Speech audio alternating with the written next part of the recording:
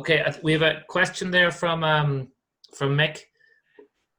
Kevin, I only seen a little bit of it, but yes, Mick says, well, as was just wondering if Precision Nutrition were recommending biostimulants on stressed winter crops. Was thinking about applying here, but didn't go through in the end, trying to reduce inputs on an underperforming crop of winter wheat. Yeah, and it's one of the dilemmas we have. Look, we in all sincerity, we would have loved to have started off as a consultancy company, but that just wasn't working out at the time. I suppose that's a long time ago, and people weren't as tuned in. So we were involved with selling nutrition and biostimulants, and it's a real difficult. And we spend a lot of money every year with Chagos and UCD and independent researchers to see what's working, what gives a return on investment. And some years things do, and some years things don't. And the dilemma always is on what you would consider a middling crop. Where do you spend? Where do you cut spend? Where do you increase spend? I suppose, in a nutshell, one of the simplest, definitely one of the better returns on investment we've seen in the last probably 10 to 15 years trials has been seaweed. It's probably still considered the poor relation in all these biostimulants.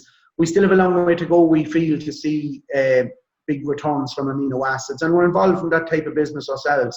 But with honesty, that's where we see, we're probably seeing more simple things, and again it comes down to, I suppose, maybe why is the crop struggling. So again, that goes back to maybe Sean's point about farmyard manure and things like that. But I suppose on a positive, one of the best crops to actually perform, even if it looks poor, is winter wheat. You tend to have, if winter barley looks poor and spring barley or barley per se looks poor, it tends to it doesn't really over deliver, whereas wheat can look middling all year and still throw out good tons, hopefully, depending on subsequent weather. But there's a lot of, look, if you open up the Farmer's Journal or the Farmer's Weekly or the Farming Indo, even any of the online portals now, it's, biostimulants are getting a big push. I suppose we've been involved with them a long time. Before they were called biostimulants, we were just calling them natural plant health promoters, or something to help things along. And I suppose trial and error is a big part of it. There's an interesting one at the moment.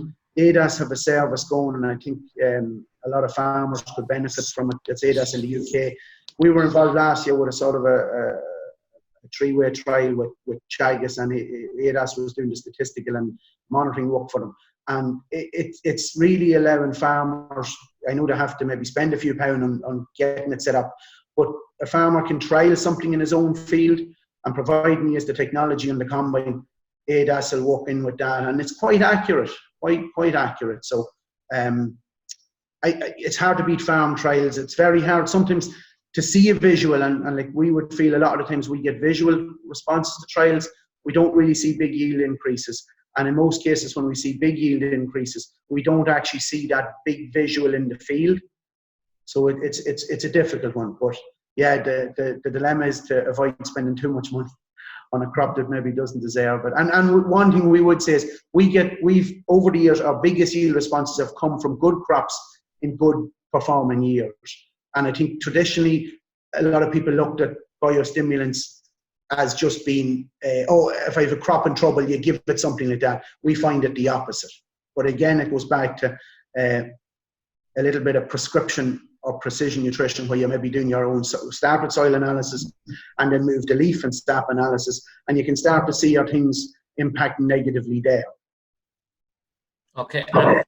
When you mention seaweed there, what kind of application rates would you be talking about? 1 to 2 litres per hectare, maybe 3 or 4 times in a crop. And like as I said, there's 5 or 6 different brands of seaweed on sale in the country from different manufacturers. So I'm calling it seaweed. And again, we would have tested a couple, and I really didn't think we'd be even talking about products as such. But to me, probably farmers have to start investing a bit themselves on their own farm to validate some of these, because look, with the best will in the world, a lot of claims that have been made for, and that goes for any product really.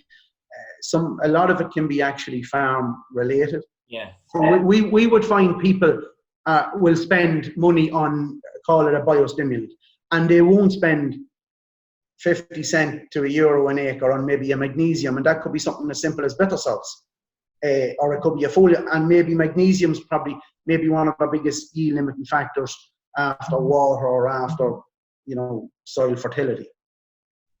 So you can end up, you know, it's I'm sorry, Mick, it's not a simple answer. As a wise man said to me one time, when you ask the question, just say it depends. So it depends. But really, I see it like we see the value of good research.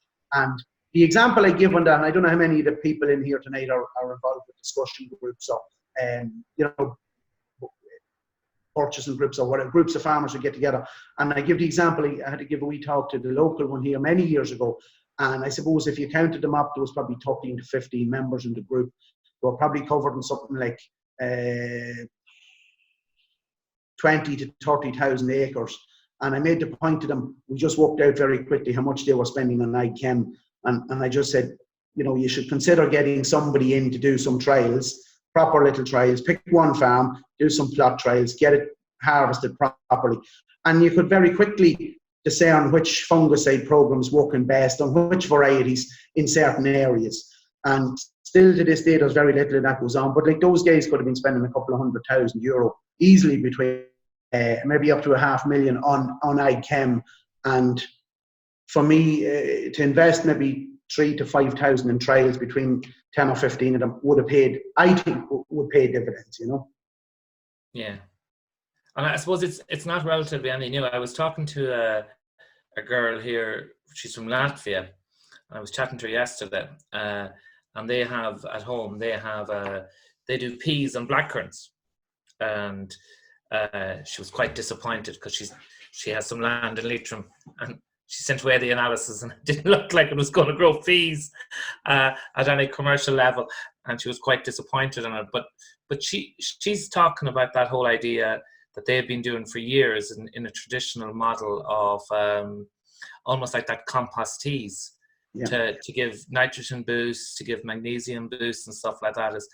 And they're all doing it from, I suppose it's almost coming from that Eastern Bloc, no access to international agrochemicals through the Eastern Bloc model of USSR. So they made them up as they went along themselves. Yeah. And she's practicing a small bit here. She's no longer farming, but her family are still farming in Latvia. And that was, she was saying, you know, she can't understand why people in Ireland don't do this. And she's making up her own, basically, biostimulants from the tea bag method, you know. And even down to taking, look, if you live close enough to the sea, or you can get access to seaweed, you can, you know, it's easy enough to make what we would call just a simple drench, and that's fine. That's good enough. Also, the whole area that's coming, I think, getting very strong and going to be very relevant is this whole area around fermentation processes. And, you know, there's a lot of this happening. You'll find it's pockets of farmers or individual farmers who, because all this takes, you see, it takes effort, it takes management, which takes time and observation and getting out there. And that's something maybe a lot of people, time can sometimes be the limiting factor, and sometimes that's self-inflicted. But we would see it, like, we'll do a couple of brews on the home farm over the course of the next month or two as a foliar on cereals, as well as maybe taking leaf analysis, and if we think we need a little bit of whatever, we'll dinky that in as well. But we'll brew up things like microbes, we'll brew up little bits of molasses, seaweed, and, you know, something like, as Sean said, something in a tea bag. And is it working? We think we're getting, you know, different seasons we seem to get better responses.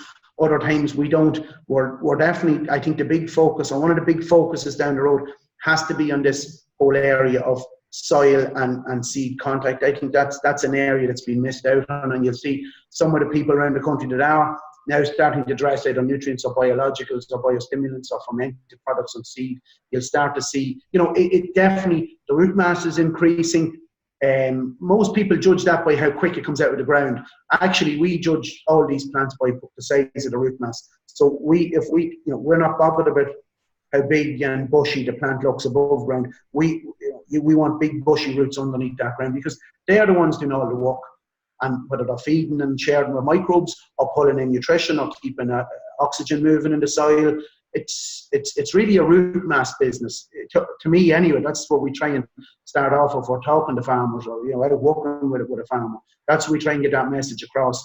And you can spend a lot of money, maybe a month after the crop is sown, trying to get it to yield or perform in a certain way. And some of that can be money well spent. Some of it can be maybe Sahar and Ashka, as they say in Irish. But we would see some of the biggest potential from that first 30 days from the seed is placed in the ground. Definitely for tillering capabilities and root mass. And again, a lot of that's going back to that humic acid or humus and organic matter, the quality of soil. So again, those couple of lay fields that we're seeing at the moment compared to 10, 15-year-old tillage ground, even in good rotations, even with manures, it's very hard to beat the health and vitality of the crop in that lay field, unless it's really deficient maybe in potash. And we'll see that in autumn if it's been a lot of hay made off or anything. But in general, the crops are really healthy and they take off and they grow good root mass. So we're missing that. I think we did a wee project for an outfit in Wexford last year for a farmer talk. And I suppose they wanted to talk about soil fertility. And the one thing I sort of did a few samples around the field, and then we put it up on a PowerPoint down. So a bit like looking at variable rate fertilizer, but by doing it by hand. But the big thing, the big message I was trying to get across that night was the P's and K's in the soil were they varied a little bit over probably a 40-acre field, 15, 17-hectare field. But what was really striking to me was when we went in and we took a sample from the ditch, which we normally try and encourage people to do, the old hedge. And the big difference was there was 100% more organic matter in the hedge than there was in any part of the field. So we were running from about 4%, 4.5% organic matter in the field. And people would tell you that's good. We were at 11 in the ditch, maybe 10.5, 11. And to us, right, the P's and K's weren't good in the ditch.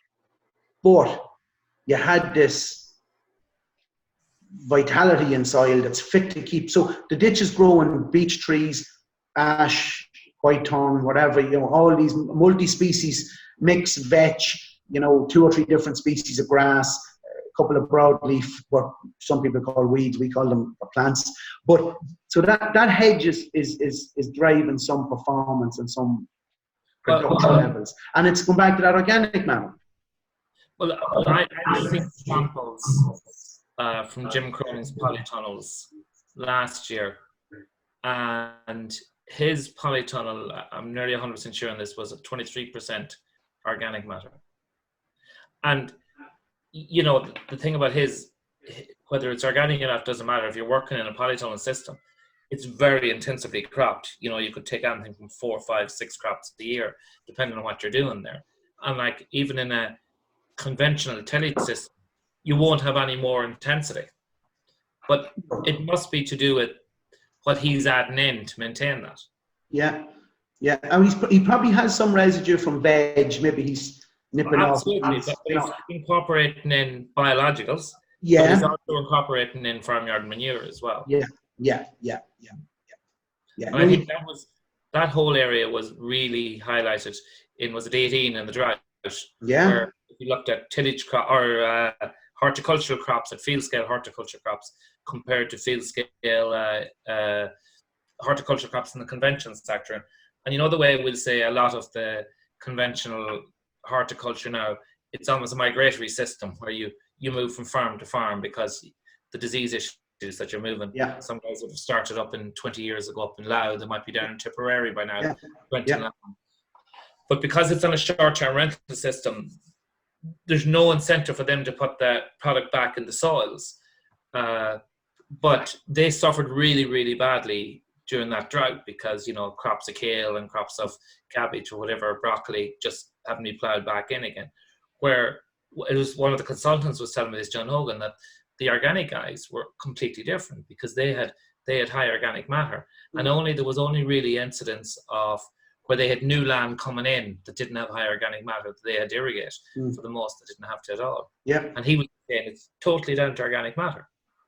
Very valuable. Well, it's becoming a game changer. I remember we maybe from our old experience with both Neil Kinsey and Gary Zimmer, But Neil Kinsey told, and he's not a man for jokes. I don't know that any is no Neil, but he's quite a droll character, but a decent man. He'd be on the Albrecht system of soil. But he made the point of, and I heard Gary, this 100-year drought, and he says, he just made the point that this is our fourth in 7 years of these 100-year droughts. So what was a 100-year drought is now becoming every 3-4 years, maybe every 2-3 years, 4 years. And it's not even, it's a drought, it's an awkward, like if you look at it, we had a very, very bad, nearly 5 to 6 months with rainfall. And then all of a sudden it gets very dry very quickly and people are saying we need a supper rain. So that I don't mean that shouldn't be, but I think when you look at the lay fields and you look at that humus and soil health and organic matter, and it's not just, it can't be just, there's a lot more interconnectedness to that we don't fully understand. Because we do see some farms that have high organic matter and it's from putting out a lot of manure, but we really see it's a different type of, so it'll measure the same as grass field. If we have tillage fields that's getting a lot of hen manure or cattle slurry over, pig slurry over the last 10 years, and they're now measured in 10-11% organic matter. And we go down to any old lay field, and it could be having cuts of hay for the last 20 years, and it'll measure under flow for P and K, but it'll actually measure 11% for organic matter. But if we watch the crops in those two fields, yes, the guy with all the organic inputs, his P's and K's are normally quite high, and crops are doing well, but it's very difficult to beat that type of organic matter in the lay field because it's built slowly by what Christine calls the liquid carbon pathway, and it just seems to be a far more stable type of organic matter, even though it could be both 11. The organic matter built with the manure quite quickly over 5 to 10 years still won't perform as well as that old organic matter that took a lot more years. But even to building through grass, so one of the recommendations we give to farmers, especially if they're trying to maybe, if they're going, we'd say, towards more the minimum tillage and maybe into no-till, soil structure is critical. And probably 2, 3, 4 years of grass or that type of a permanent crop ahead of it can actually do probably could do a lot more positives than maybe just going out and dumping loads of organic manures on the same field for 2, 3, 4 years. But it's difficult sometimes for tillage people to make. That's a longer, it's an investment. Yeah. In many ways, you have a lot of land lying there that's relatively unproductive. You might take some, we'll say, red clover silage or something, but the demand for that is not going to be as good. But I want to take you back. You mentioned the soil stimulants and the brews you were making. Is there not an issue with the brews in the sense that people are unfamiliar with the quality and the strengths that they have to do them, and then how comfortable they are with applying them? Because I suppose we've come from this era of paying lots of money for sprays, and all of a sudden we're talking about brews which are practically free, bar maybe the small amount of maybe liquid seaweed or starter that you might put into them to get them going. And it's almost a mad idea that you could take, and it is about this idea of fermentation, taking a small amount of bacteria and creating billions from a small amount. But it seems very vague on, can you overdo it? Do you do enough? How many times should you spray a year with this, or onto a crop maybe rather than a year? But there's a whole lot of questions that I think that if there was a little bit more done on that, it would open things up. And there's lots of areas where, like, compost tea was being tried in Ireland back probably in 2008 that I remember it being done, and it seemed to die a death. And it's a very simple little system. Hygiene is a big part of it, I would imagine. Yeah. But maybe you go through a little bit on that, Robbie. And by the way, people, if anyone else is listening, jump in anytime to ask questions. Text or you can talk either, Yeah. But just on the compost tea or the brewing or the fermentation, a lot of those processes, there's a number of things I feel hold that. To me, that's a systems approach. And unfortunately, for the last 60 years in agriculture, most of the research has been directed at products. So okay, we've got a problem with this, or I'd like to see, will this do it? And we see this still coming in. There's a move towards, there is an acceptance now that natural products and biostimulants and biopesticides have a role to play moving forward. Everyone has a different viewpoint on that. But what we find a number of things. So one is this systems approach, and compost tea is probably something that a grower has to get familiar with himself in or herself in the extent that it's what works best on an individual farm. Now, we play with a lot of things here. Do I know if everything's working? Definitely not. Do I feel I'm doing something good? Definitely. The biggest thing is it's time, and I think that's what puts a lot of people off. It's very easy to go in and say, okay, give me, here's a can of this, or this will do this, or even biostimulants, here's a can. And I don't think they fully work like that. Like I see some of our recent research over the last number of years has been the synergistic effect between different natural products and biostimulants, as opposed to, well, mine's better than his, or my type of this is better than that, and we've got this, that, and you can analyze things in so many different ways. And really, one is the systems approach, and number two then is the time. So a lot of people, like, we all like to talk about brewing and bubbling and fermenting, but it's a time cost that a lot of people might want to invest in it. And now it's still a trial and error basis. So some years we see big responses from even simple things like molasses, but seaweed some years. It just depends, and timing can be critical. And it's going back to, there's very little work done on this, Sean. And like, even the body of work we are doing, we're so small as a company ourselves, or as a group of people. Like, we're only scratching the surface. And I'll be honest with you, it's not that I don't want, I think there's a sadness when you see, because you can feel, I don't mean, it's not coming from Knots or anyone that I've come, I don't mean it, but business wants to know, what does that do? So it's all about narrowing down the specific function of a molecule, whether it's mannitol in one type of seaweed, or laminarium in another type of seaweed, or the humics and the fulvics, and and then it's tried to, when actually it's how is my soil responding to A, B, C, and D. Like, we put things into brews here. We pick a few plants around the hedges. You can call it, there's a biodynamic element to it, and the people who are really good at biodynamics, I would only consider myself a very basic novice, but I feel there's not enough of that going on, where we're pooching ourselves as growers and food producers and custodians of the land and the soil. We need to be, what's working out here, what's not working. One of the points I make is I still think foliar feeding is probably going to be one of the bigger potentials to save conventional dairying from the use of high levels of nitrogen, whereas it struggles a little bit with tillage, because you're trying to change maybe the top 4 to 6 inches of soil. So cover crops, for me, when I look at tillage, cover crops to me probably have the potential to make farmers and food producers make them more resilient in the next few years, and make them a lot more money. Again, talk about cover crops.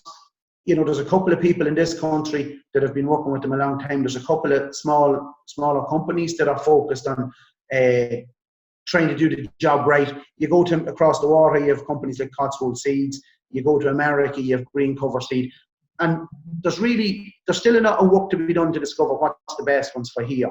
And I think we have a long way to go on that, and we're going to need, I've my suggestion to a few farmer groups that I touch base with would have been to try and put some sort of a fund together for research, whether it's on testing varieties or testing maybe mixtures of varieties, because I think it still comes back to systems. So I suppose, to go back to your initial question on probably what we were missing with compost, it was somebody said, well, I'm buying this compost tea, or I make this compost tea, I'm going to put it out 10 times.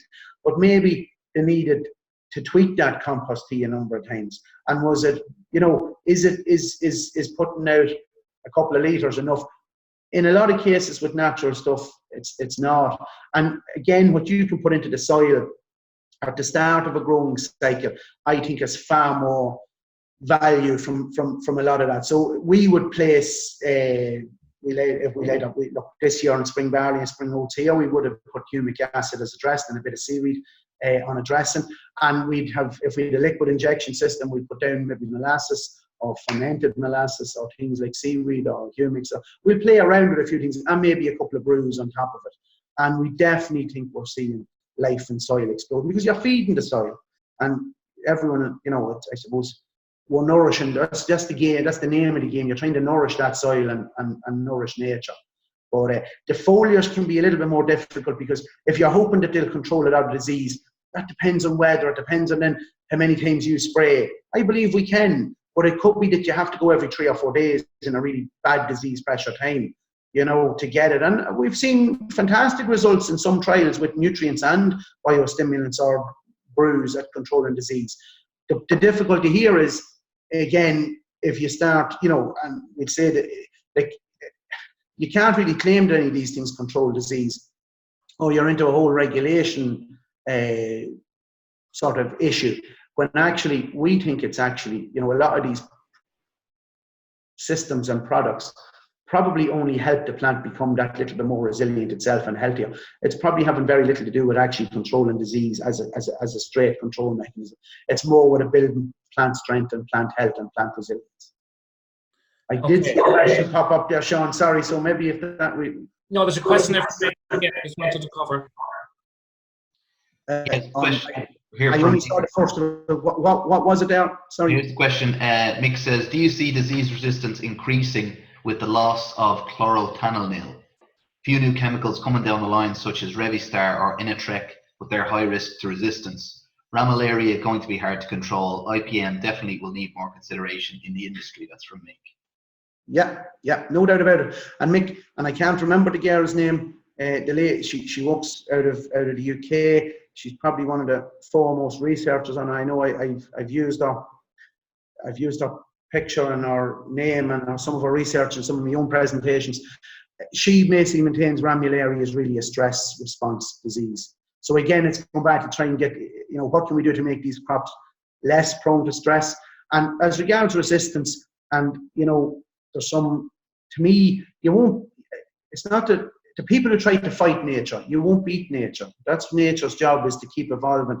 She is to protect herself. And I think resistance, when, I suppose, how would I say it to you? People talk about, resistance is getting more difficult. But we've definitely moved to a situation where we've more of these monoculture crops. Like 20 years ago, people said, there was very little resistance. But actually, 20 years ago, there was a very healthy rotational mix around a lot of farms. Like, I know our farm, there was probably an extra couple of crops. We were actually rotating fields a lot more. I think the last 15 years has seen, or 20 years, has seen an intensification of that. And the example I give on that, and I always like you, Sean, we ran the first biological farming conference up in Cooley, but Martin McComiskey's farm, we did some demo plots on it. And I come back to a field not far from here with a local farmer, Garrett Culligan, today. But that year, Martin put in some plots for us to look at when we're going out to do a farm visit. And he had a plot of straight oats, and next door to that was a plot of oats mixed with rape or kale. And in the straight plot of oats, it was full of mildew. And next door, there was small, very little, because we had this plant diversity, and it was definitely doing something. It was breaking up how disease works. And I know if you talk to a local grower here, Garrett Culligan, he's mixing 4 varieties, 5 varieties a wheat, and actually you'll pick out the variety that's susceptible to rust at the moment, but it's now only 25% of that field mix. And that's not simple. Again, when I go back to it, what does that take? That takes somebody who's willing to take 3 or 4 different varieties of seed in bags or in bulk, mix them, try and get them. It doesn't have to be that well mixed. A mix seems to be a mix, but it's so nature's used to multi-species or polycultures, and we, I suppose, over the last X amount of years have tried to force nature to become a monoculture to suit our own needs, and that's where the fungicides then come under pressure, and we are driving yield with a lot of nitrogen, and there's a lot of spare nitrogen floating around in the atmosphere, in soils. It's one of the easy ones, for a plant to pick up. And modern varieties are bred to perform with good solid inputs from a positive point of view, but really that just puts more pressure. Like we would see the nitrogen to sulfur ratio in a crop can have a big bearing on where we see that disease level going to. And again, going back to Ramillaria, it was mentioned specifically, I think anything you can do to work on that whole area of plant stress will definitely help ease the pressure on a need for something to deal specifically with ramularia. And there are some trials happening in Ireland at the moment on that.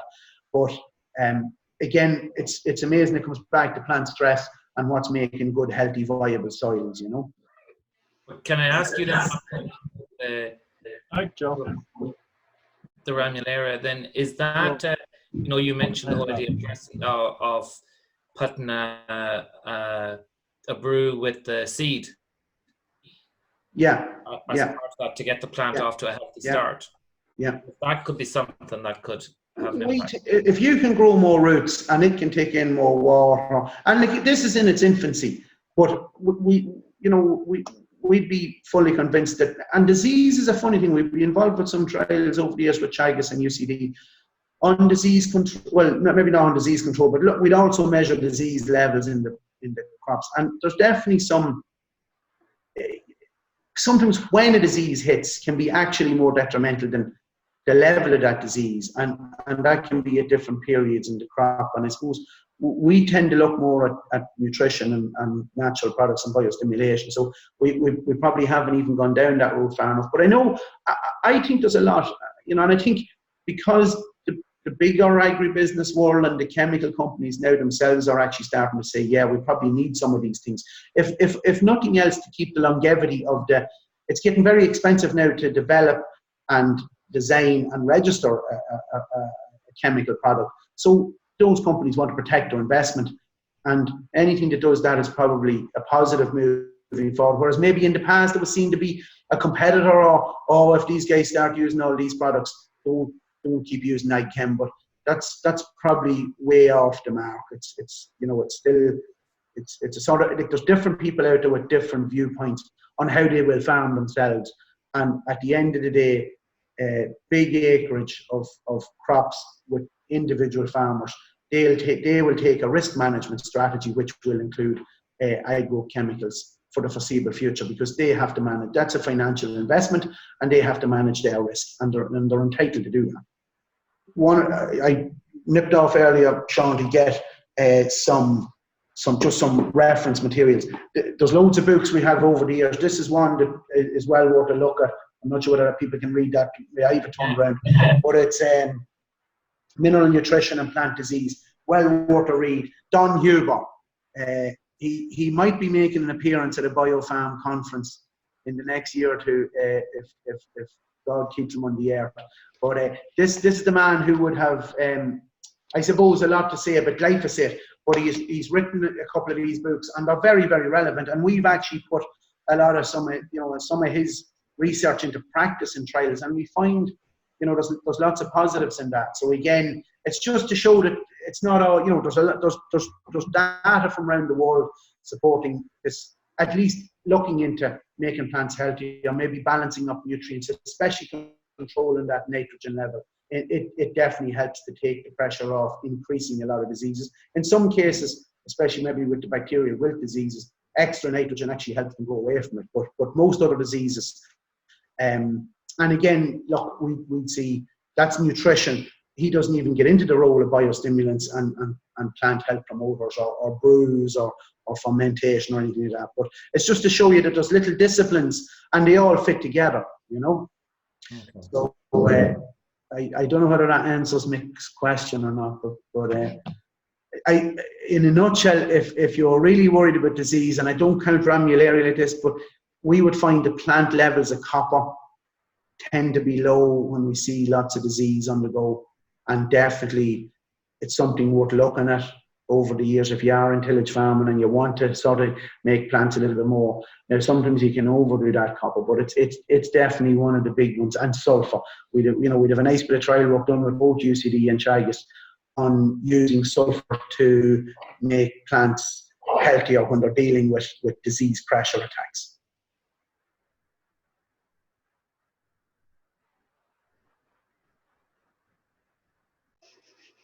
Done them into silence.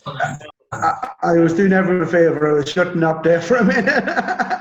So, if you are looking at, we'll say, taking new land into tillage, and you decide, well, I'm going to do this properly, in terms of doing a soil test,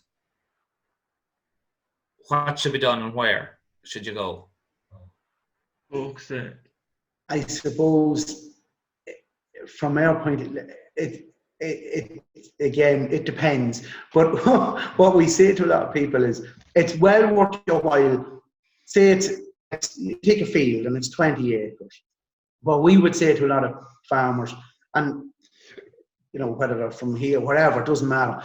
Consider taking a couple of small or basic samples around the field, and then we do an in-depth. And that in-depth can include things like, the Albrecht type method. It can include maybe trace elements. It should include organic matter. But we think that's a big driver on things. And again, you need to get out with the spade. But if you take maybe in a 20-acre field, if you took 4 or 5 what we call basic samples to just measure pK, magnesium, lime requirement, that gives you an idea where you are across the field with fertility to grow these crops initially. And this is probably more to do now with conventional, a little bit organic. And then if you had one sample out of those where you took maybe the same, out of one of those samples, send enough off for an in-depth, you tend to get a handle very quickly on where, your trace elements are, definitely that whole area cation exchange, calcium-magnesium ratio. And there's a big debate about that, and we try and stay out of fighting about it. But we definitely feel that there's a lot of education in that calcium-magnesium ratio, and we still have a lot to learn on it. But if a guy or a gal is just trying to get into, grow a crop, well, like if they're low in K around that field, crop yields will struggle, and that's one of the big ones we see. And potash grows a lot of these bulk crops. Nitrogen, actually, you need so much of it, but we've been overdoing nitrogen for a good few years, so the crops look well, and in the main they tend to yield okay, but they look a lot better maybe than the performance. And in some cases, that's a real sign of potash deficiency. So again, the couple of basics will give you a good handle around your field. So instead of just relying on one big sample in the middle of the field, we definitely see in-field variation up to 20%. pH, calcium's the big one. Even if you only measure in simple pH, that you're not measuring the Albrecht system. But all of a sudden, if you have 2 pockets, if you've maybe 5 acres out of 25 acres, and they're really low on pH and calcium, like it's straight away, whatever inputs goes out there is going to struggle to deliver return on investment. And that'll be, so the basics are always the basics, and you won't go wrong fixing the basics. And then as you want to develop your own knowledge and awareness, start to look at things like, Albrecht type samples or base saturation type samples, and even the trace elements. And what we find sometimes, though, you need to follow that up with a bit of a leaf analysis or a sap analysis. The reason for that is that sometimes what's actually high in the soil mightn't be getting into the plant. And we see that a lot with especially cereals. Calcium solubility is a big issue. Magnesium is probably one of the key deficiencies we see around the country, even though a lot of soils allegedly test high for magnesium. So again, it's not just taking a soil sample and saying, okay, I'm okay for that. Potash tends to be, it'll be taken up for a good part of the year in luxury, and it'll look good. But really, you need to make sure those potash levels are high coming into the last third of the growing season in the plant, because it'll have it in the reserves to fill grain. You can, some of the little Horiba meters are very handy, useful tools for that. What I always find, look, there's a couple of labs around the country, there's a couple of labs abroad. You might only take a couple. So start with a few soil samples. The basics are still the basics, Sean. Like, you could spend a lot of money and come up with a big fancy plan to do something with a farm. But actually, if we always say, look, take a budget, whatever your budget is, whatever money you think you can spend, like you do need to fix that calcium issue first. Unless people are willing to invest in multi-species cover crops and multi-species swards, over time will fix a soil. It'll have an effect on balancing out pH and bringing up more calcium, because the brassica broadleaves will always test higher in calcium in the leaf. So if they're in a mix, they're pulling up more calcium. And if they're allowed day off, or you mulch them back in, or you graze them and the animal poops it out, straight away you've soluble, you've made the calcium more available. And over time you can raise the pH that way, but it's probably a little bit slower. And the fact that we're blessed in Ireland with so many lime quarries, it's a very inexpensive nutrient to get right. And then the big thing is, if it's coming out of lay, your organic matter should be decent. But it's to try and keep that, you know, to be conscious of that. That's probably one of the most expensive and valuable nutrients. I'll call it a nutrient, but soil qualities that we have, and it can be so easily lost. So if you take an average, I'm going to give an example. Over the last 30 years, we've lost 50% of our organic matter. So if we're looking at something like an 11% going in 20 to 30 years, going to a 4%, that's very expensive and very hard to put right again.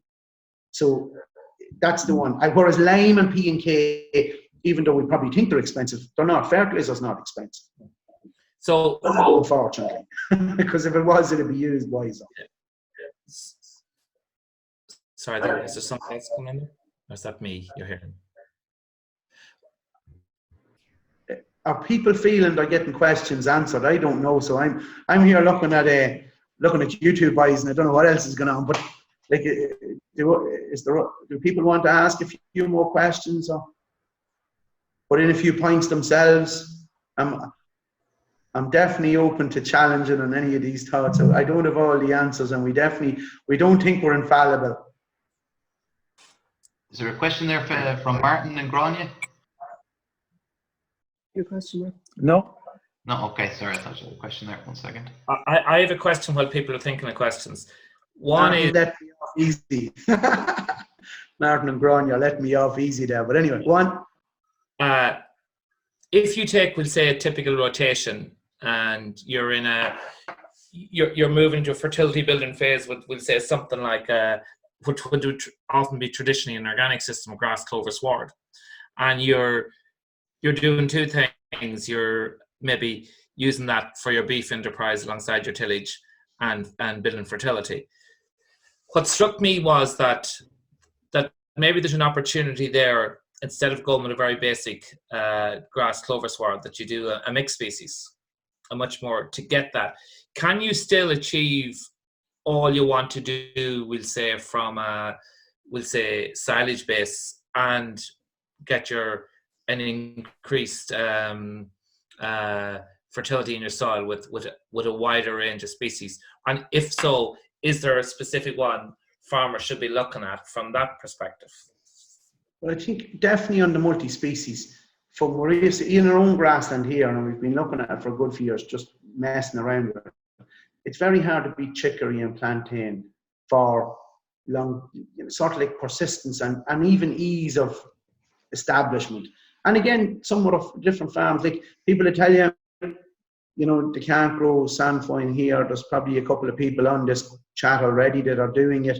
It may not have the longevity that maybe is needed compared to some of the drier, warmer farms in England.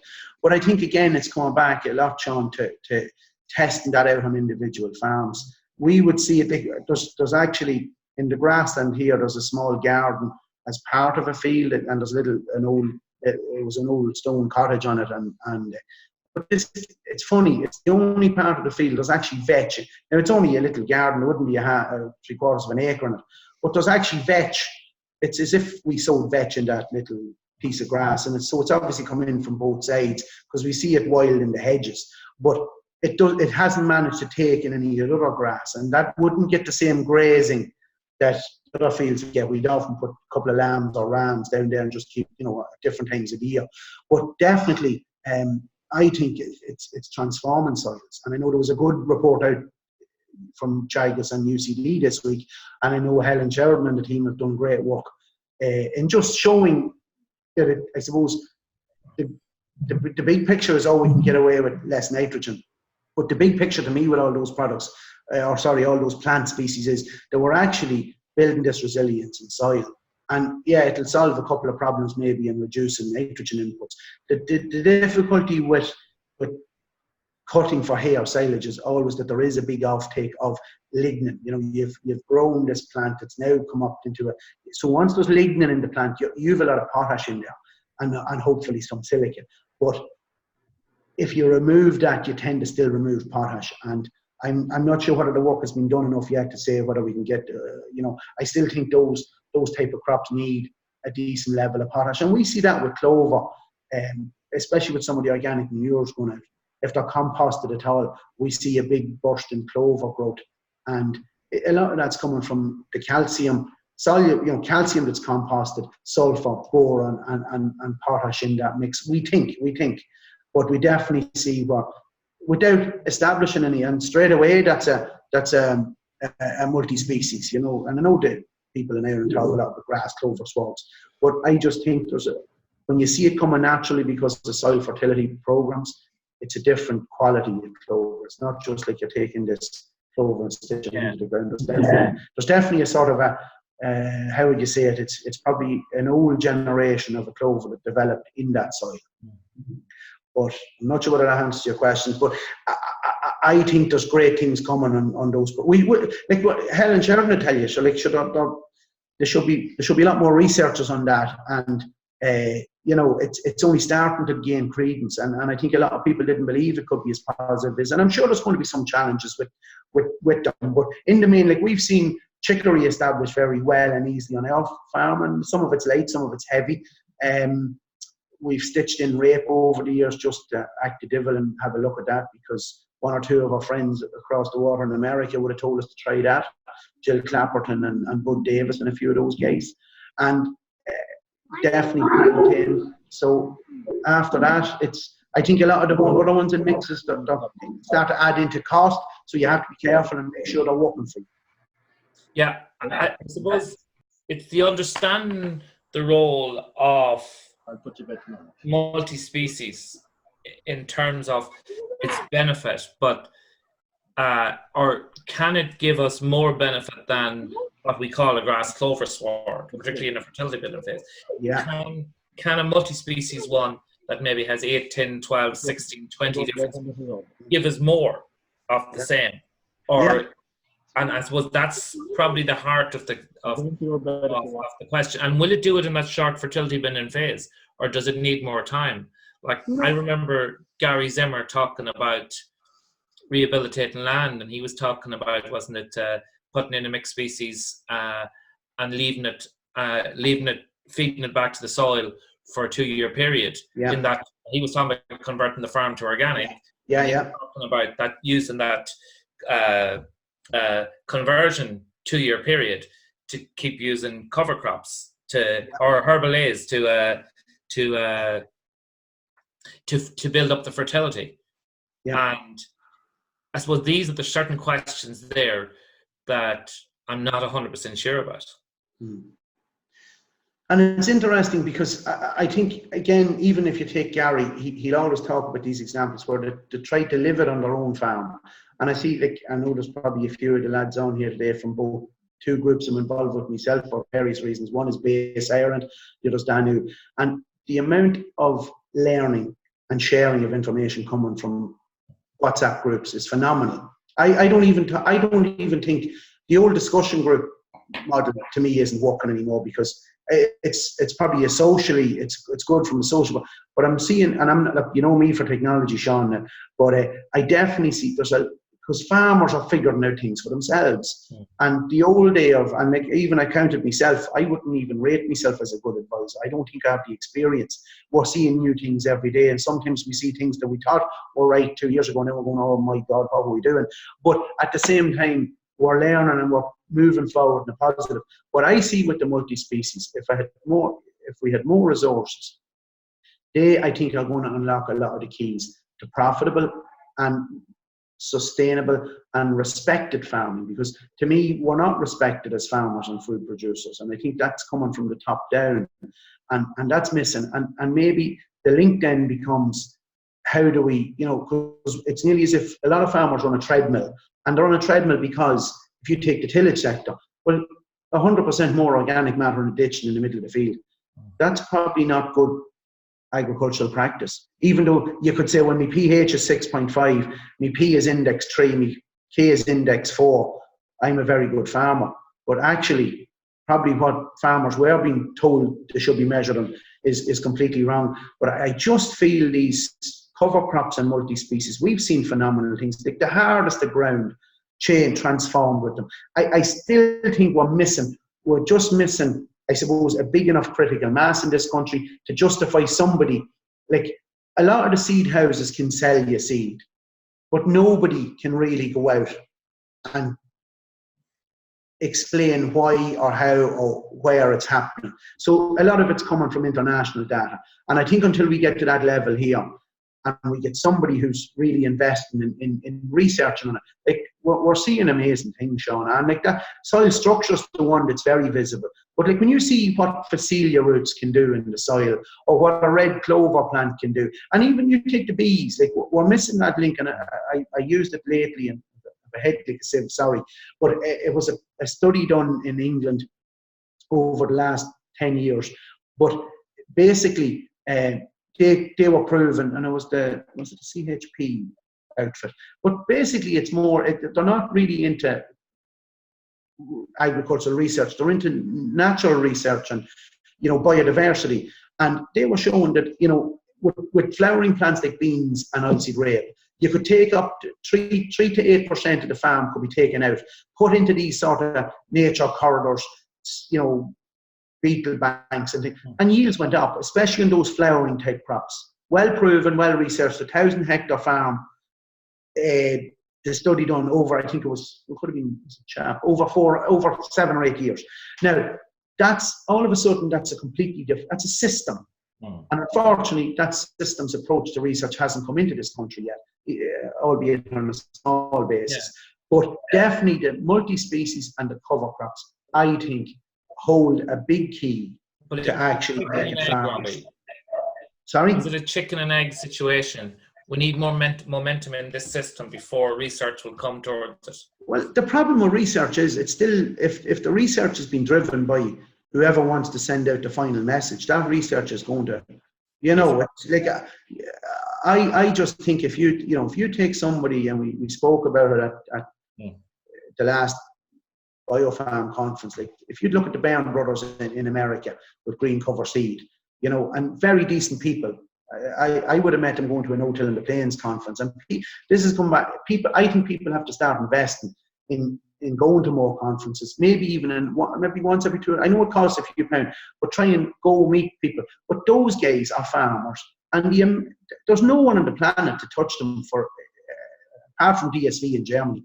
Nobody on the planet to touch them for knowledge and information on cover crop seeds. And they started off because they wanted to improve themselves with their own farm, and secondly, actually build a business for a second brother coming home to work, to want to live and work on the farm. So there was a need for it, but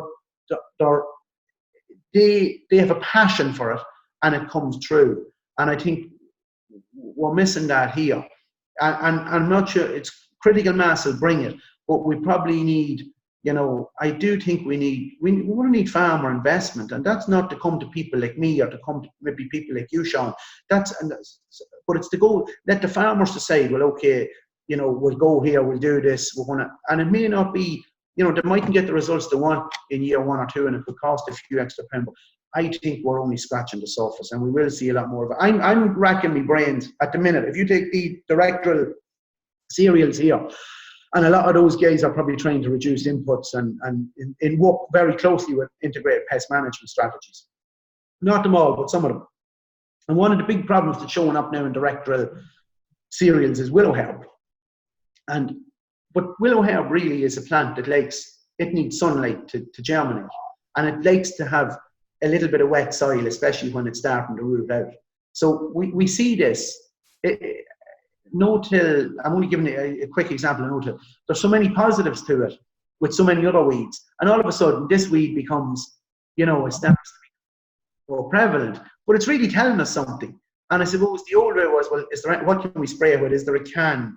And like one of the big problems is we can't keep enough residue on the surface here. We're not like the States. You go to Nebraska and these places, and it's so cold for so much of the year that residue just stays around. We put a lot of residue on a soil here, and look around you in a month and a half time, and it's gone between the worms and just even soil biology. So we are blessed that we have that, and the climate we have. But that's the difficulty. So to me, I'm searching for some sort of how do we get a crop that will grow You know, and we're looking at some of these new white clovers at the moment. It'll just grow, keep it at a low level, and go in and directorial cereals into it. And that's a long way off, but that's a project in itself, Sean. You know, and we're only pooching with that on a part-time basis. Yeah. But I suppose if you look at the here and now, and if there's 12 people in the group, there's probably 7 or 8 of them that are interested in the whole idea of mixed species. But you just mentioned there about new clovers. Like, I remember talking to Garrett Jones from Abacus some years ago about the whole idea of stock and clover in sheep country, and his point was always you should never order a bag of grass seed mix. You should order this individual strain yourself, because he says you'll get what is cheap New Zealand clover. I mean, there's nothing wrong with it, but there's 100 better clovers. You have to know, like in the Aber range or whatever it was, that are much, much better for sheep production. And so in terms of I think when we call it mixed species, are people going to end up buying a bag of mixed species grass seed mix, and all of a sudden there might be 1 or 2, but they'll all be cheap. There'll be cheap chicory, there'll be cheap clover in it, where the whole idea in my head is that you kind of always say, well, I have sandy soil, so I want this, and this. But it's that whole area of, and I know what you're saying about research, but some of us won't want to wait for research. So is there a best guess? Let's say I have a soil type. Would you recommend that if I buy this and this and this and this, and that I make up my own species and I order them accordingly? Or can you do that in Ireland? No, well, it's funny. Like, what you could do there is just sort of, and again, I always give a bit of credit to, I know the 3 main seed houses in Ireland putting seed together, and to be fair, the 3 of them have very genuine intentions. And there's one where, you know, we're lucky here. We have probably one of them very close to us here in County Meath. A great guy and very much interested. Oliver McGuinness there in Tom. And Tom is very interested in, he wants to know what's working, what's not working. And like, I suppose what I'd suggest to people is, it's probably no harm to ask what varieties of this have you got, what varieties of that have you got. I'll try a bit of this, I'll try a bit of that. DSV in Germany, and again, it's not, I don't deal with them, it's not a product plug. I've often bought seed from people who bought seed from them, but never. But they have spent a lot of time over the years analysing different varieties of different species to see which one works the best in what climates, in what environments. And there is an element of that, but very quickly starting off, again, go back to a budget. You won't go wrong with, you try and keep a rotational mindset in mind, but you won't go wrong with like Phacelia, oats, in tillage, in grass, chicory, plantain. They're sort of big, beans, peas. We have a few peas to go in as a trial on grass. We sold some things in grass. We just scattered them with a little quad bike with a seed spinner on the back of it, and we rolled it after it there. I'm not sure whether anything's coming up. I have to get back out and check my own trials, Sean. But definitely, I think if you can start to go through these catalogues and say, look, what might suit me, and try and get talking. I know the UK is probably ahead of us because, in a way, because they've got this volume of people, they can afford to put a specific sales rep on. And there's 1 or 2 companies in the UK come to mind where if you got talking, and they'll probably tell you about a certain variety. Now, some of them probably own a variety, but I do find that when you get down in brass tacks with some of these people, they're quite good. And there's some girls and boys working for both companies, and they're into it, like, so I think when we start to see a bit more of that here, you'll actually start to see a lot of progress being made very quickly. I would play around with seed, and that's not easy done, but if all you had was a couple of bits, if even a couple of pots at the back door, go out to a field, take in a few buckets of soil and say, or a couple of raised beds, and okay, here's I have 5 types of clover, stick them in, that's your soil. You won't be long seeing, give it a month, see what comes up. Most people judge what comes over the ground. Oh, that's the big one. Start looking under the soil. You'll actually see big differences. A couple of different varieties of clover already are showing massive differences in root mass. And above the ground, you wouldn't know it. So it's always important to get back, study that root mass. And there will come challenges with these multi-species. There's going to little problems that are going to pop up that none of us envisaged. But I still think it's going to be a great system for farmers. That's my honest. Thanks, Robbie. You have a question there, I think. Question here, Robbie, from Garrett. Is competition a problem in multi-species swords? Would you end up with one dominant species rather than a mix? From Garrett. You can, yeah, you can. And we always used to use the example, and Jill Clapperton, in fairness to her, would have tipped me off with this a number of years ago in the States, and we often had our bounties, myself and Jill, but she would tell you about this, friendly competition. We would see it here. We've played with a good few species over the years, and still, from a simplistic point of view on our farm, in a grass sward, plantain and chicory are performing the best. So we've other things in the mix that don't tend to do as well, and some of those things can be quite expensive. Competition, we describe it as it's a bit like the boys bringing, the boyfriend and the girlfriend going to the disco, and he's maybe not paying the right attention to her that he should be, or vice versa. And all of a sudden, when a new young fella walks in, or a young doll, and shows a bit of attention to the other, there's that friendly competition. You're back over yourself. You'll definitely focus more on what you should be focused on. And I think plants are like that. It's as if, oh, here, what the bloody hell is he doing in my space, or she doing in my space? Because that's what it's more. It's a healthy competition, and no doubt about it, one or two species can dominate, and some of that depends on how tight you graze them, how tight you mow them, and I still think that's a lot of the learning we have to go through. And that's why we try and say to farmers, keep it simple, spend low starting off, and eventually when you build that experience, you'll start to see, you'll be able to sort of invest wiser, because you'll have learned. There's a lot of people, I suppose, who spend, the easiest thing is, Sean said, you go in and you buy a bag of multi-species mix.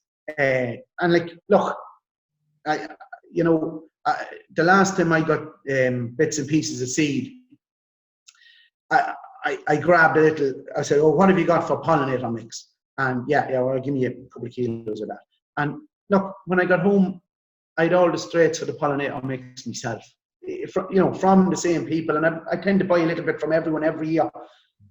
Just spread it around, give a little bit of business, keep those people, invest in those people, hopefully, because that'll invest in us as farmers somewhere along the chain.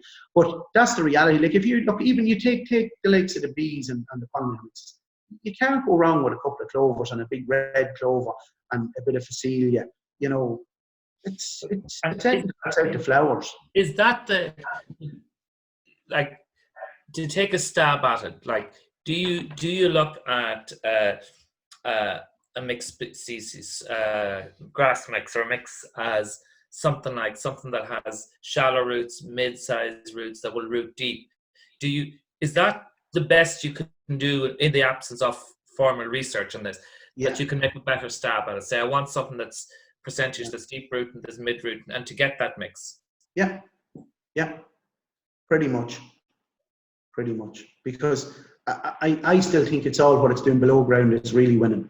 Massive changes to soil biology, soil texture, soil structure, soil water holding capacity, organic matter, humus.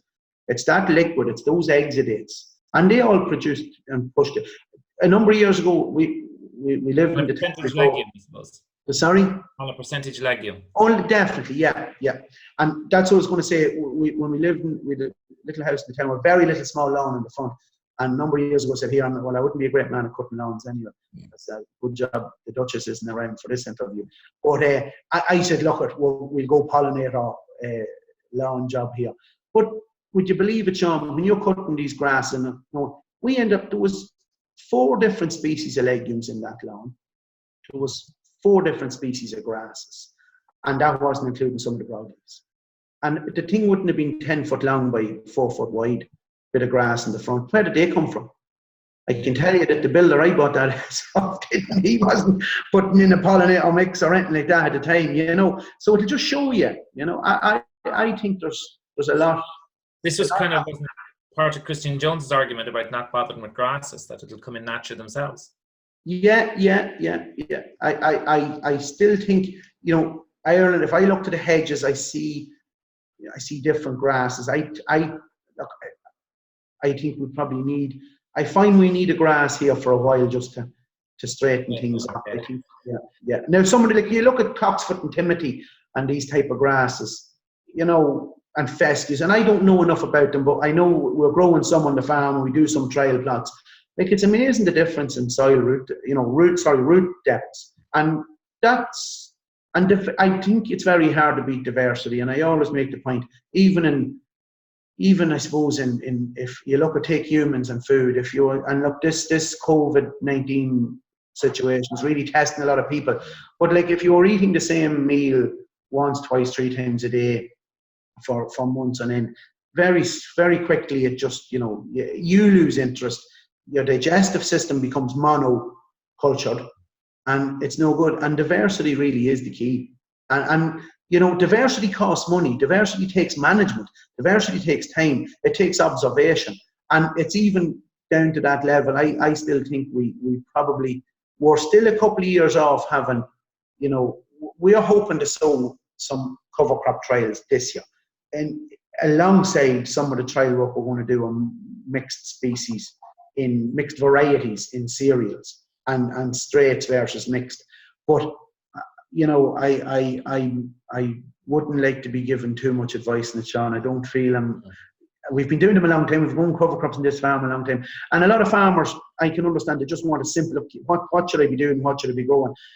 I think when you start to get into multi-species, especially going more than 2 species, you really have to start looking yourself on farm. And you will get responses to that 4 or 5 way mix.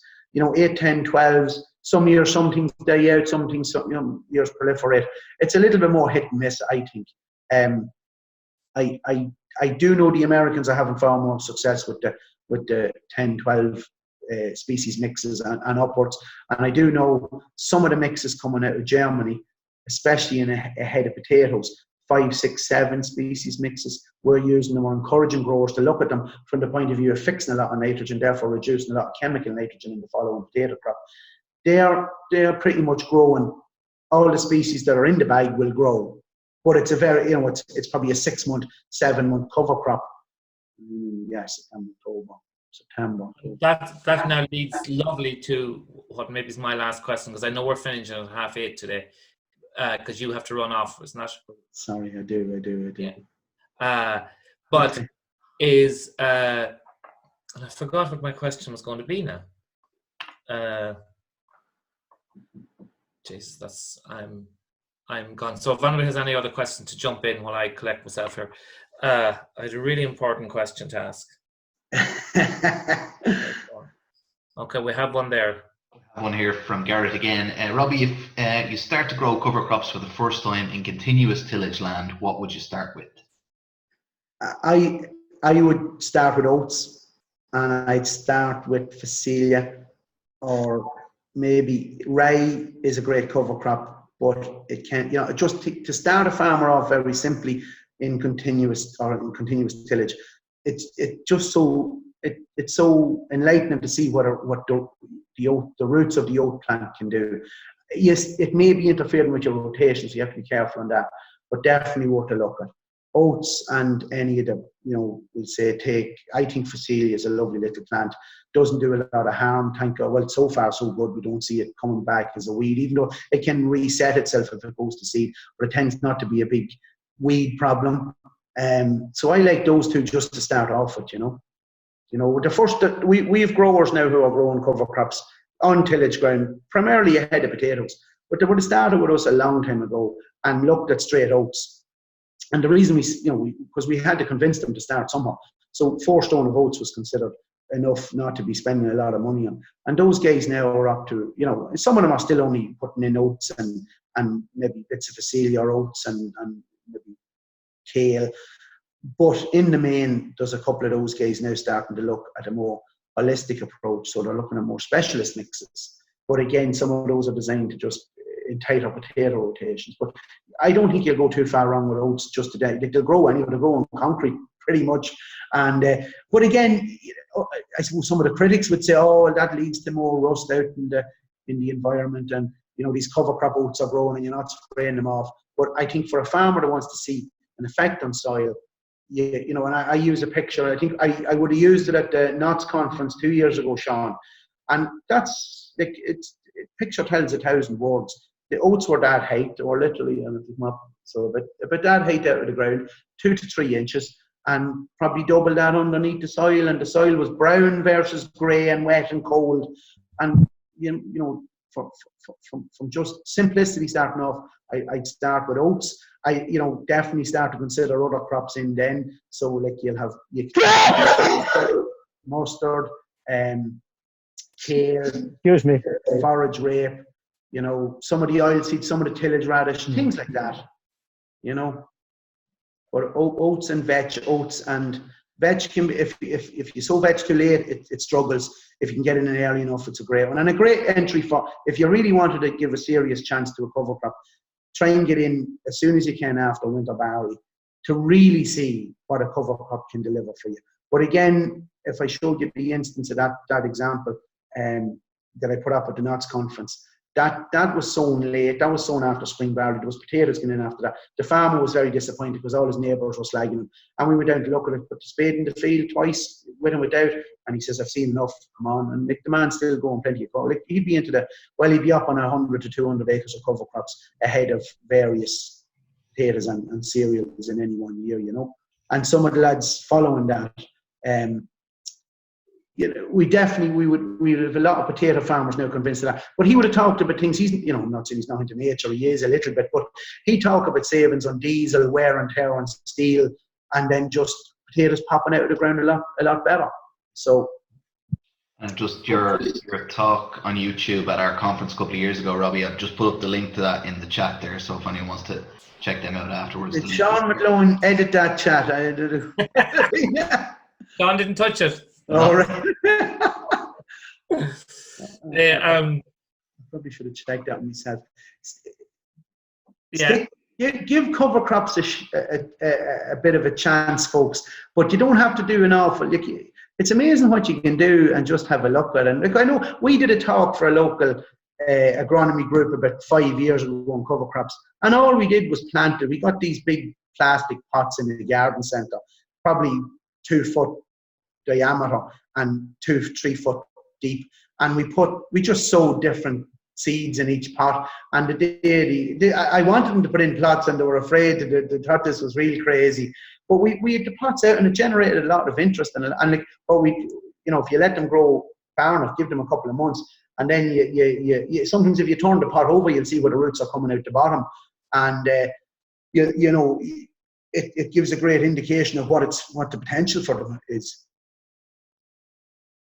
And would you ever see? Do we have another question? Sorry, Kevin. No. I see number 7. No. Hello. No. Hello. Yes. Yes. Come on in there. So Ned O'Brien here. On the multi-species, you've got the fertilizer requirement. Is the nutrient requirement as important, or will multi-species sort that out as well? For fertilizers, Ned, is it? Well, we'll assume the multi-species will bring in a certain amount of zone fertilizer. I'm just have to put in a multi-species. It's actually herbal later went in on the dairy ground, right? Yeah. But I haven't done any fertilizer put on it yet. I haven't done anything. I've just put out a milk molasses and a bit of mycorrhiza, whatever it is, on it. But should I be worried? But you mentioned the nutrients, as in the magnesium and sulfur. Should I actually be more worried about those than I am to be worried about P's and K's?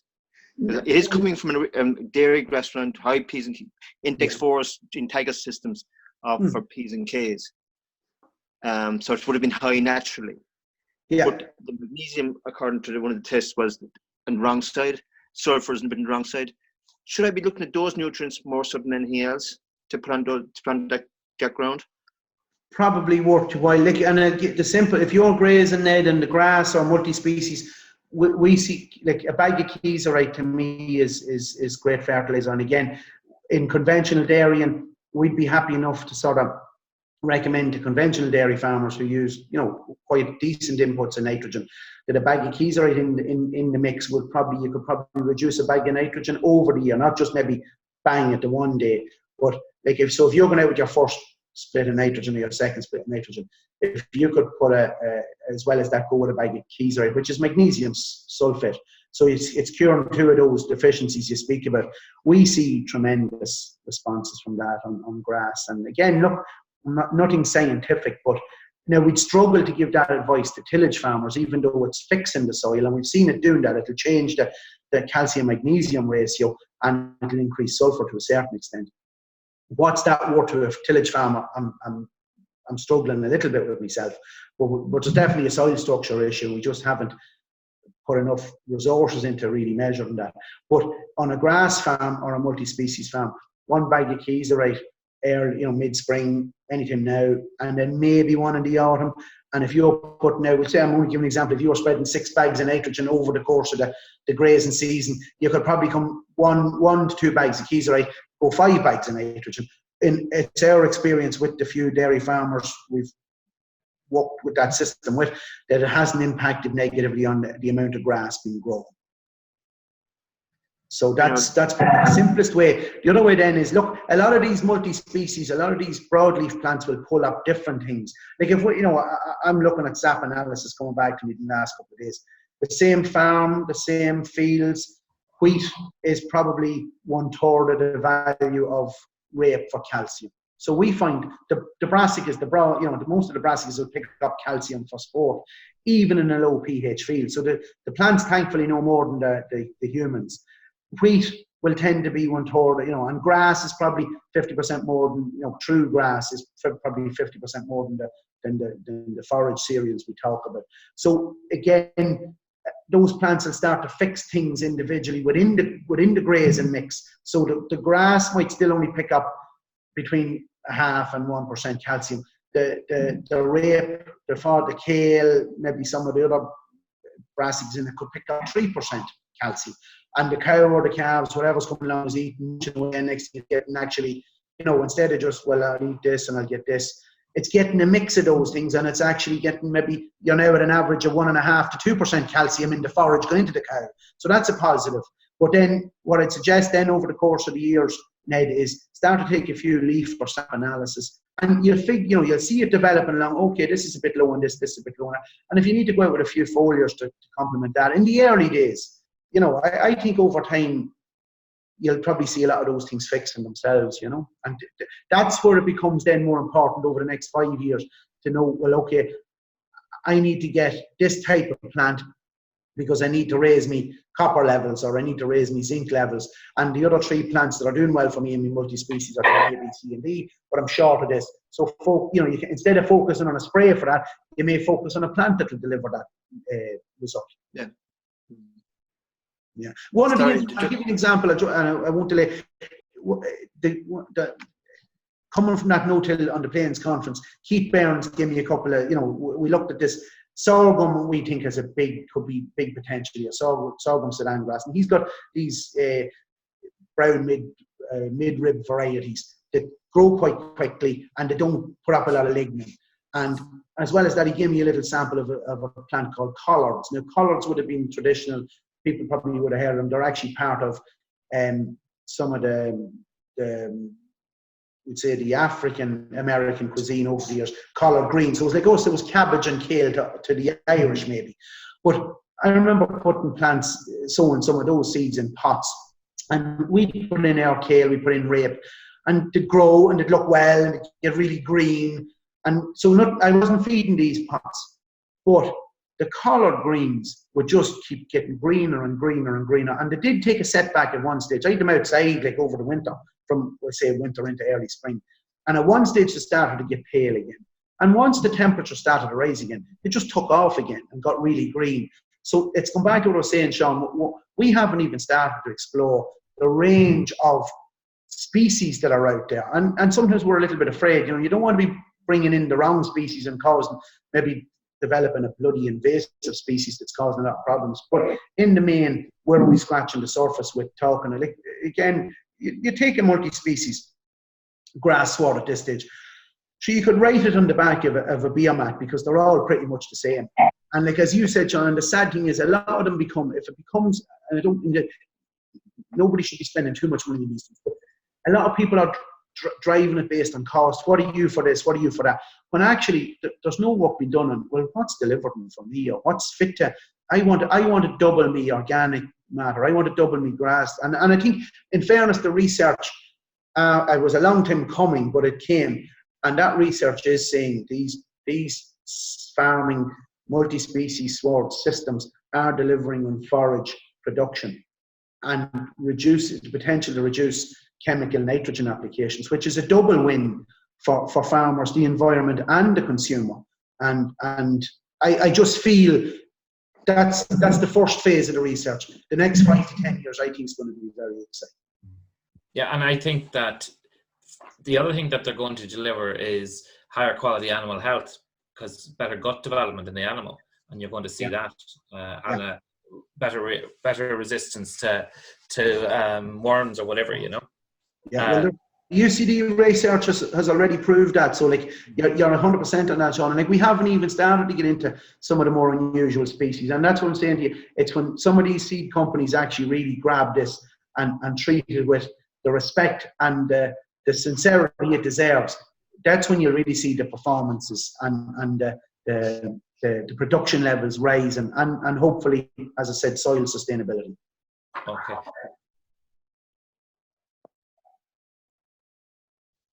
Okay, looks like we've got one more question here from Garrett again. Robbie, would you say if you had animals grazing predominantly multi-species swords compared to perennial ryegrass, that you have a higher nutrient density in the meat coming off the multi-species sword? Some of the anecdotal evidence I'm seeing on that is supporting that. I would definitely feel, from my point of view, and there was a great farm in England many years ago, and I don't even think they were growing multi-species, but brown cow organics.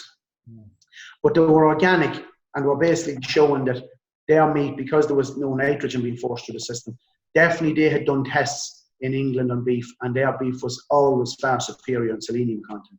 And that was a big selling point for those guys in the London market. Very innovative. I don't even know if they're still on the go. But definitely with the amount, what we see with the mineral diversification coming through in the different species, it has to be, it has to be putting something into the quality of the meat. I'm just not, I don't have anything concrete on that from my end at the moment, but we would see it, for us, from the trial work we're doing on cereals, and we're starting to do some foliars on grass, actually with chagas at the moment. But from what we're seeing, we're definitely getting, in the cereal world, when we start to balance out some of these nutrients, we're definitely not getting as much disease on crops. And we're only at the infancy in that. But the same principle applies. Those nutrients, is like what the UCD research came up with and said, look, a lot less worm pressure and 50% of the dose needed to keep things right on that farm for that season. So straight away, that's animal health quality, and it passes through to meat and milk. Okay. Guys, we're going to leave it there for this session, but we're probably going to do 4 of those. Another 2 maybe with Robbie and 1 with Thomas Fuhi.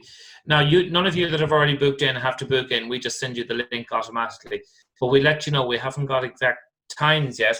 But if you still want to, and if there's other questions you want to forward to us, just drop us an email and we can forward them on to Robbie or Thomas Fuhi for the next session. So thanks very much for taking the time out to do this, and hopefully it's of use. Yeah, hopefully, folks. And as Sean said, look, if people feel they didn't get to ask the question they'd like to, look, some just pop an email into Sean, and I will come back with an answer to the best of my ability. But as I said, I feel like the last few years has been very exciting. I probably tread a lonely path for a long number of years following this system. But I see, the enthusiasm and the burst of enthusiasm I'm getting from farmers now and around Ireland and England and Scotland and Wales and into continental Europe is amazing. I think the amount of knowledge at farmer level now on this whole area is phenomenal. And people who are traditionally called advisors, if that's what you want to call me, I don't know. I see myself first as a farmer here at home. We have a little family farm and we're very happy with it and very proud of that fact. But it's amazing the information and the knowledge that's been built from the farmer level up now, Sean. It's just phenomenal. But like, this is, I suppose, I'm giving my opinions.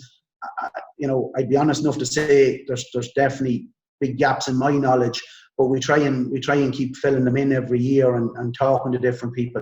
And it's that diversity of just sharing information and meeting new people, and even just looking at something completely differently is phenomenal. So look, if there's anything that people felt didn't get answered, or they'd like to challenge some of the points we made tonight, look, feel free. There'll be, we definitely, I'll do my best to get back to Sean and Kevin or to people individually, whatever suits, that's fine. So look, thanks for giving us the opportunity, and everyone stay safe is all I can say on this one. And see you soon. Thanks, everybody. Bye. Thank you very much. Thank you. Thank you. Thanks, Robbie. Bye-bye. Bye-bye.